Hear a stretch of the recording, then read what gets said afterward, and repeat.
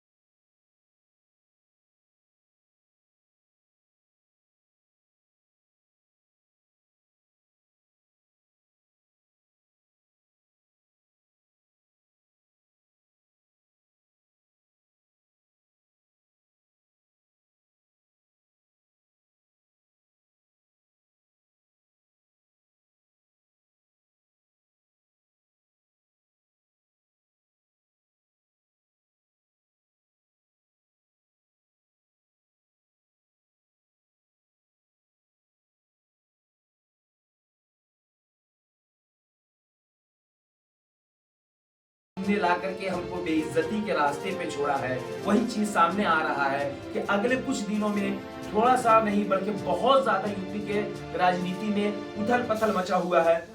और जिस तरह से केशव प्रसाद मौर्य का लगातार बयान आ रहा है कि पार्टी हमारे लिए और हमारा दल हमारे लिए महत्वपूर्ण है, न कि कोई मुख्यमंत्री, न कि कोई चेहरा, न कि कोई फेस। 2013 में जब दूसरी मर्तबा सरकार बनती है योगी जी की, तो उनका एक अलग छवि आता है। अलग छवि आता है कि वो किसी भी तरह से बुलडोजर के माध्यम से हो तब, या क्या बोलते हैं उसको, इनकाउंटर के माध्यम से हो तब आतंक को खत्म करेंगे।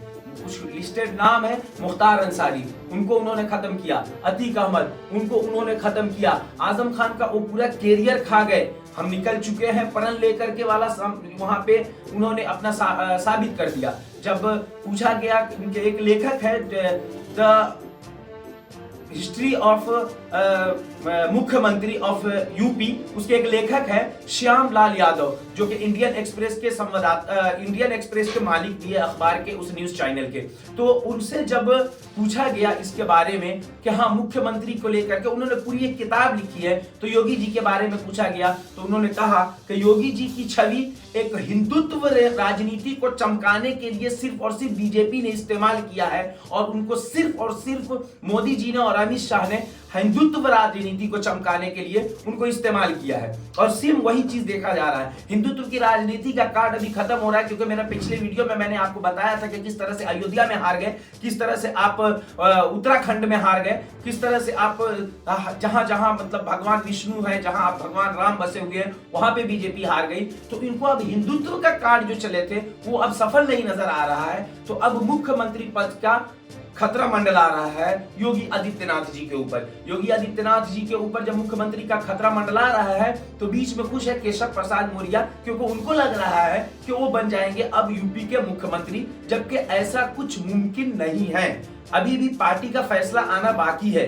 जिस तरह से बयानबाजी हो रही है उनके आपस में ही, और जिस तरह से तोड़ मरोड़ दिया गया है पूरी राजनीति को यूपी के, तो अभी संभल के और बहुत संभल के योगी आदित्यनाथ जी को चलने की जरूरत है। इसके बीच में मैं एक बात ऐड ऑन करूंगा। अभी लोकसभा का चुनाव हुआ है 2024 में सिर्फ योगी जी को एक स्टार प्रचारक के रूप में यूज किया गया।